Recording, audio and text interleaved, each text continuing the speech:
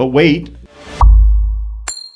there's more, because the topic of the conversation is right, the talk is right up our alley here at the Helping Hands podcast, because the theme is... Hey everybody, it's Dan Rakowicz. They're like sugar cookies, right? Shortbread cookies. Fun fact about the number 13, this is going to be a fun interview. We talk about getting involved in the community. And how you can make a difference. It's all coming up right now on the Helping Hands podcast. Hey everybody, it's Dan Rakowicz, and this is episode 17 of the Helping Hands podcast, where we spotlight the good that's happening in our community. And that's why our guest is here today. He is bringing the first TEDx Talk to Long Island. But wait, there's more, because the topic of the conversation is right, the talk is right up our alley here at the Helping Hands podcast, because the theme is fixing the world. And that's one of the things that we talk about here on the Helping Hands podcast. Welcome. I want to talk about what inspired you to bring the talk to Long Island. But before we do that, can you tell everybody out there a little bit of background on yourself and give us a little context of who you are? Sure, yeah. So I own a management consulting firm and a marketing agency in Farmingdale. I've been a business owner here for many years. I'm from Farmingdale, raised here, went through the Farmingdale school, so it's a special place to me, which is a special part of the story of why our TEDx event is there. Green Dogs, right? Farmingdale Green Dogs? No, well, that's our junior baseball team, it's the Dalers. The Dalers. Farmingdale okay. Dalers, All yeah. Right, all right. Yeah. My son plays Little League Baseball, and he plays against the Green Dogs. The Green Dogs, yeah. Right, my son played on the Green Dogs as well. As a management consultant, a business expert, a corporate turnaround artist, I've tried to become a thought leader out there in terms of business and how to run a successful business, how to avoid mistakes. And so as a thought leader, you start really developing a platform to kind of get out there and speak to other people, whether they're business owners, people that just work for companies. I often go and speak to companies as groups, right, for private corporate gigs. And, in these last few years of how social media has evolved, I've put myself out there, right, as a thought leader, and the next evolution of that for me was really becoming a public speaker. So I went out there and started speaking at corporate events and conferences, and along the way, I sort of developed an obsession for TED and TED Talks, right? So for anybody that's familiar with TED Talks, they're really talks that are ideas about spreading, they're spreading important ideas, right? Ideas worth spreading is what they say. And so I'm a 2-time TEDx speaker. And in this evolution of continuing my journey and wanting to get to the main TED stage one day in Vancouver, I decided that I wanted to actually become an organizer as well. Sort of get behind the mind of a TEDx speaker, learn how other people come up with their ideas, put their talks together, and really help with them, help to collaborate with them, and sort of get behind their thought process to make me a better speaker. And so, we sort of launched this endeavor earlier on this year, and when I finally got approved for a license, the first question they ask you is, where are you going to do it? And, for me, it was no question, Farmingdale. It's where I'm from. So it's actually not the first TEDx on Long Island. It's the first TEDx in Farmingdale. Okay. It's the inaugural TEDx Farmingdale. There's been plenty of other TEDx's on the island at some of the universities, but this one is going to be a special one for us. All right. So what are some of the parameters that make a talk a TED Talk? So what differentiates it, or a TEDx talk? Yeah, so the TED mission is pretty clear in terms of what you can and can't do. TED Talks are pure in TEDx Talks. So there's no advertising or selling. There's no politics, no religious proselytation, and no pseudoscience. So if you're doing something that's science-based, it has to be evidence-based and fact-based, right? If you're talking about an idea, it can't really have the sway of religion or politics in it. And so, people that really take that TED stage, they're really there to spread an important idea that they feel passionate about. And, they do that within a confine of a 5 to 18 minute talk, and they get up on stage, and me as the TED organizer, I'm mandated to film and edit these thoughtfully and then submit them to TED, and TED puts them on their YouTube channel. Okay. All right. Yeah. And what are some of the things that are going to be the theme of the talk that's going to be happening on it's September 7th. Yes. Coming up, and the theme is fixing the world. Right. Who are some of the speakers that you have talking at the TEDx Talk, and what are some of their themes that they're bringing up? Yeah, so when people applied to speak, they had to do it within the confine of our event theme, which was fixing the world, like you mentioned. And so we're so excited because when we curated this, it was sort of about not just curating the messages of the talks and putting together an event that had a broad array of messages, but it was about the speakers as well. So I had a few things in mind. One was that I wanted an array of experienced speakers as well as brand new speakers, because if you're giving somebody the opportunity and the platform to get on the stage when they normally wouldn't have that opportunity, maybe they're going to spread an idea that otherwise wouldn't be spread, right? And so we have a couple of well-established speakers. We have a gentleman named Peter DeWitt, who is a huge speaker in the educational world, and he's going to be speaking about how the numbers in education don't matter as much as the people, right? We have a guy, Scott Schmarin, who is a hugely well-known hypnotist, right, who is speaking about fixing the world with kindness and love. And this is a gentleman that's been on Oprah. He's been on the Howard Stern show many times. He's been on every news outlet. Guy's huge, and we're so honored to have him speaking. But then along with them, we have speakers that are brand new speakers. We have a speaker by the name of Nicole Bruno, who is a Farmingdale parent like I am. That's where I know her from. And she is talking about empowering your child. Her talk is called Parenting the Child You Have, Not the Child You Thought You'd Have. And she actually talks about the journey of her family as her child, who is a transgender child, has gone through this journey these past few years, and how it's affected their family, and how the fact that she empowered her child may have saved her child's life, right?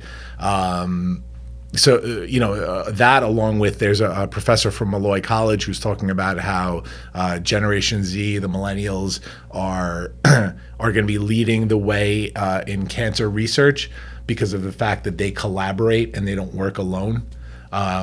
And then paired with that, we have millennials in general? Millennials in general, the millennial generation of cancer researchers, how they have a more of a collaborative mentality than a I'm going to fix it mentality. Right. And her thought process is that the way to eventually find a cure to cancer is that you have to work together. You have to work with teams all over the world in order to come up with the cure. Right. That's great to hear, because, you hear so much that people give millennials so much crap because they're, whatever reason, they're lazy, they don't want to do this, they're entitled. But I hear more and more of that, where they're coming up with creative options and working together, and really, I have a lot of positivity and optimism for the future with the millennials taking over. There's a lot of goodness. And it's interesting because Assemblyman Mike LaPetri, right, from Farmingdale, is going to be speaking as well. Not a political talk. He's actually speaking about something he calls the Millennial Advantage, which is basically what you were speaking about. It's millennials have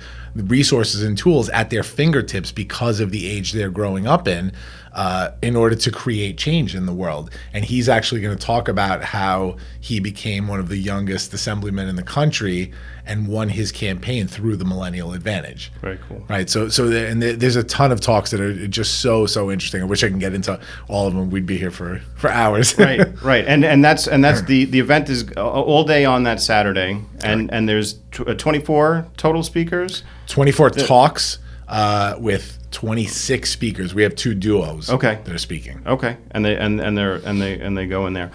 What was some of the inspiration that got you into speaking and bringing this in, and from what you were doing? Talk a little bit more about that. You mentioned it. But. Yeah. So my journey has been pretty unique in terms of where I was and where I am now. And I talk about this a lot in my public speaking. But years ago, I was a person that was sort of consumed with corporate greed, right? Somebody who really just cared about the dollar and didn't, even though I got into my profession for the right reasons, excuse me, back in the day, didn't turn out that way in the end. It was just, everything was about money for me. And it really led me to a place in my life where I wasn't happy with myself, and ended pretty badly for me, divorce and career problems and everything. And I sort of one day decided that, hey, I need to sort of start over here. I need to look at things in a different way and really look at my life and analyze what kind of change I could make here.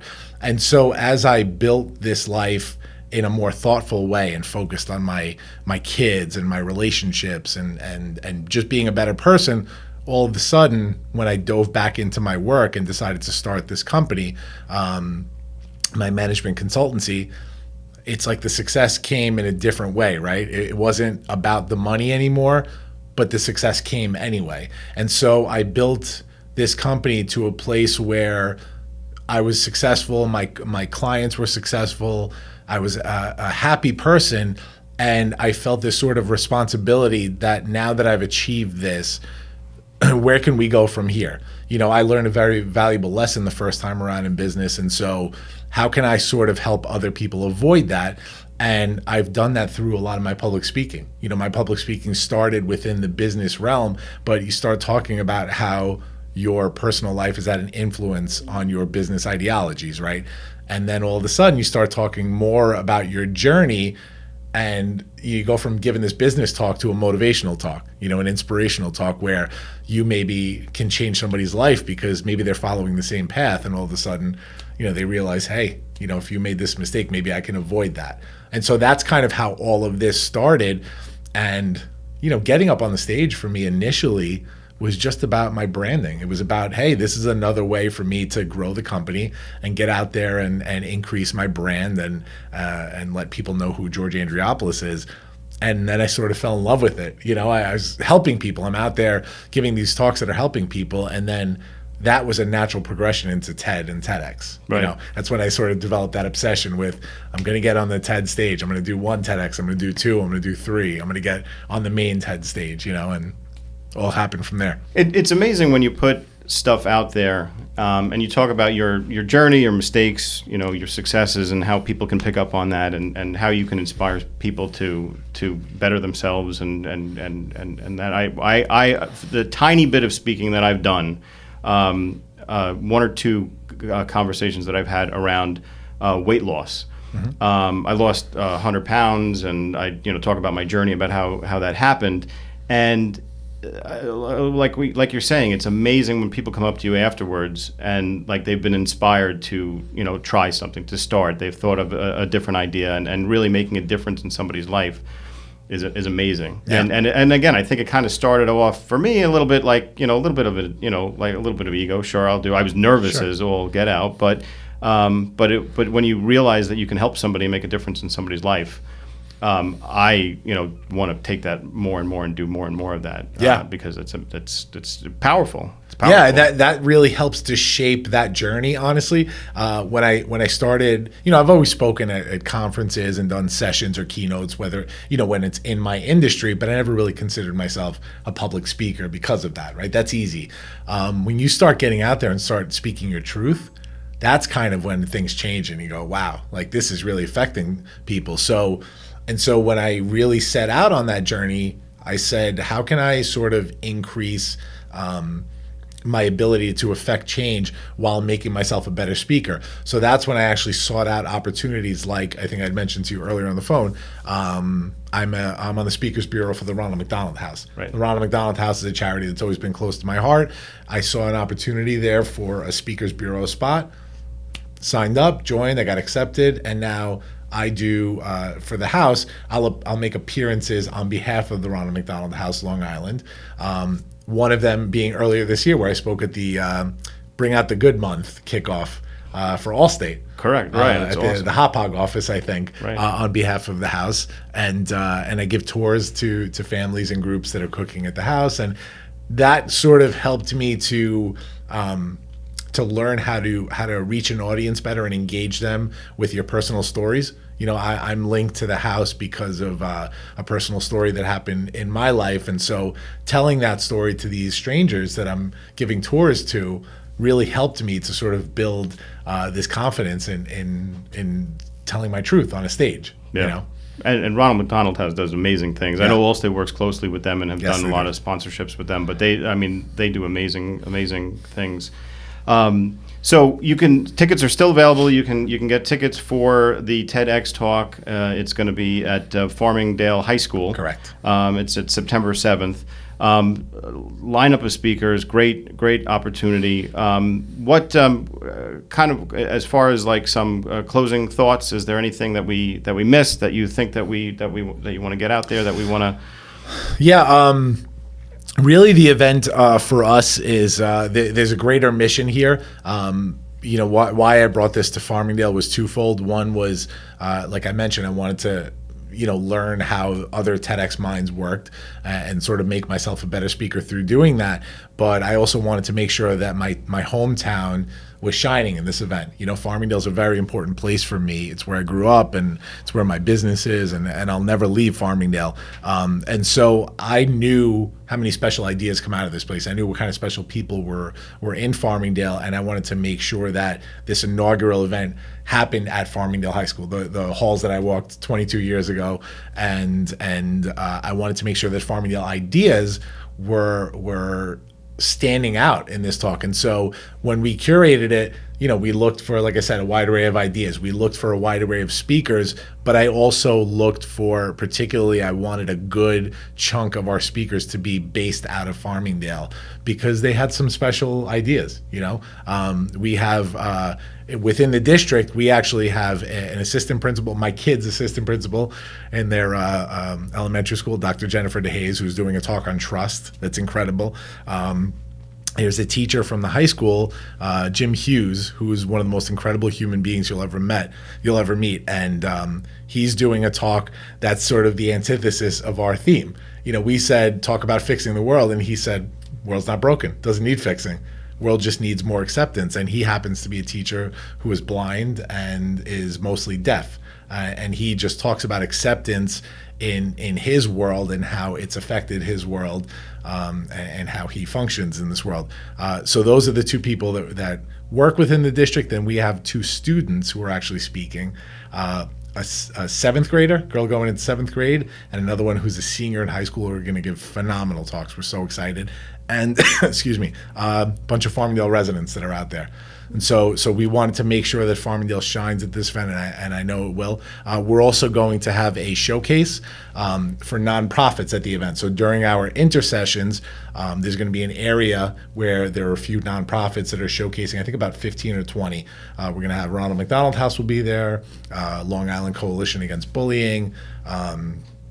I can't think of any of the other ones right now, but we'll have them listed on our site this week. The Inn in Hempstead is also yes. has a part in this as well, right? Yes, the Inn will be there as well. And in fact, Dana Lopez, who is the director of outreach and public relations for the Inn, is actually our volunteer PR person. She's a good friend of mine. Right. I think she's the one that hooked us up. Yes. Got us on here. I think Dana is like number 4 on the Helping Hands podcast that helped launch us into cool. into this awesome program they have there, and Dana's awesome. Yes, she is. Before we go, you'd mentioned that you are a thought leader, and you want to expand on that, because I've heard of, I know thought leaders and talked about that. Is there any expertise? Is there one specific thing, or is it? Yeah, so it's a good question. I hate using the term for myself. It's just what I aspire to be, I should say, as a thought leader. I don't know if I am one. I hope to be one. I have, I have a big following on social media on my at Launchpad CEO account, which basically showcases my ideologies on business, work-life balance, life as the CEO of a small business. What is it? It's at Launchpad? At Launchpad CEO. Okay, we'll tag it up in the... yeah, and that's my personal handle on social media for my company, Launchpad 516. That's sort of where I developed this ability to reach people and share my thoughts. And I kind of was able to sift out the ideas that I'm putting out there through social media, where you kind of see on social media the people that are engaging with your ideas, how they're engaging, why they're engaging, and it really helped me to cultivate a lot of my public speaking. So the fact that I have that social media platform, the fact that I have this public speaking platform, that I can go out there and reach people with a message, that's important to me, and that's what I consider a thought leader, somebody that's out there just, spreading their message and people are listening to it. So that's my idea of a thought leader. But, it's always been important to me. I've made a lot of mistakes in life. I've seen a lot of businesses make mistakes. And so my whole goal was to always show people those mistakes and the consequences of them and really give them the tools and resources to avoid making those mistakes, whether it's just with my thoughts and ideologies or whether it's my services through my company. With that, what would you say, where are we in the process of fixing the world? A good question. From this event, from what I'm seeing with this event, we're in good shape. Because when you have people out there that are willing to step up, that's all you need. We talked about this a little earlier, but people ask me sometimes why I do this. Even with this, organizing this TEDx event, this is a different event, right? This is not your average TEDx event. This is an event that I did an event in March that I spoke at called Speakers Who Dare. That actually was formerly TEDx Lincoln Square, and it was switched over to a private event. And these two wonderful ladies run it, Trisha Brook and Jamie Broderick, who are incredible. Trisha is like an award-winning director, Broadway, documentarian, the whole deal. And they ran this really thoughtful event, and I went in there as just a speaker who wanted to give my talk and be done. And I left there as part of a group of 20 people that really were out there to fix things, right? And so after I experienced this, I said, this is something I have to do in my TEDx event. If I want to really get the most out of this that I can, I need to build this community within this group. And so we did, and we offer support. This isn't just, hey, congratulations, see you September 7th. This is, all right, draft 1 is due July 7th. Draft 2 is due July 24th. We're going to have meetings to go over this. I'm going to give you notes. We'll have live rehearsals, and so because of this, we've really built this event that matters, and people are out there that are so passionate about changing the world, and it really makes me feel like we could really fix things. And this, when you hear these talks, some of them are just so simple, these ideas where people think about fixing the world and they think it's this big monster of a problem to deal with. And yeah, when you look at it in certain ways, of course it is. But we have one speaker, Randy Bonagora. I believe she's a principal on Long Island somewhere, but she lives in Farmingdale. Her talk is about little free libraries. Have you ever heard of them? Yeah, our last podcast was on little free libraries. Oh, get out of here. Yeah. So she has a little free library in her neighborhood, and she's so passionate about it, and she's been running this thing for quite a while now. And it's just this light, beautiful talk about how this one little simple idea is helping to fix her neighborhood and to create a community within her neighborhood. It's that easy, So when you think about things, whether it's on the macro or the micro level, you can take a problem as big or as small as it is and really lend a hand and help to fix that problem. And so with these speakers, I know that we're in good hands. If there are other people out there that are willing to stand up and say, I'll do it, then yeah, we're in good shape in terms of fixing the world.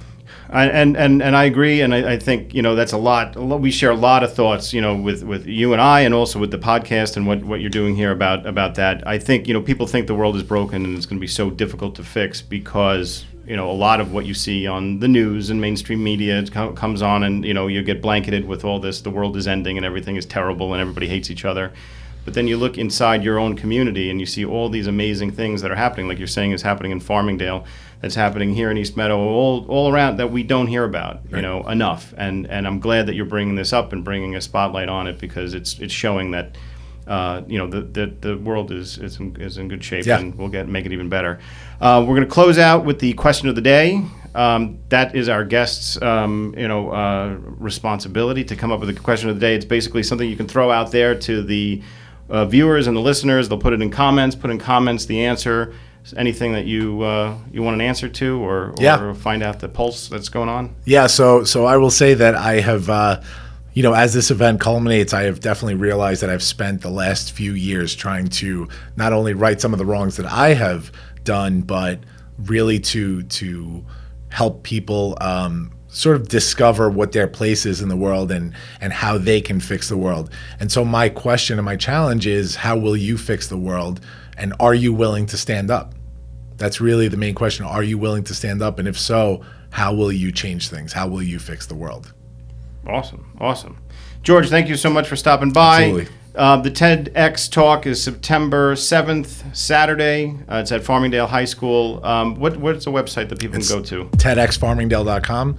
Tickets are available, $25 for individuals, $15 for students, and tickets are still available. Okay, and after the talk, if anybody's watching this, after that, is it available going to be available on the web? Yeah, so what happens is we're going to be editing for a couple of weeks. We'll submit to TED, and then within a few days of submitting to TED, it goes live on the TEDx YouTube channel. Right. So you'll be able to just go onto YouTube and look for TEDx Farmingdale, and all of our talks will come up at that point. Awesome. And we'll put the links on, and we'll put the different social media links and different web links on there, and comments and in the descriptions and everything. George, thank you so much. Thank you for having me. Appreciate it.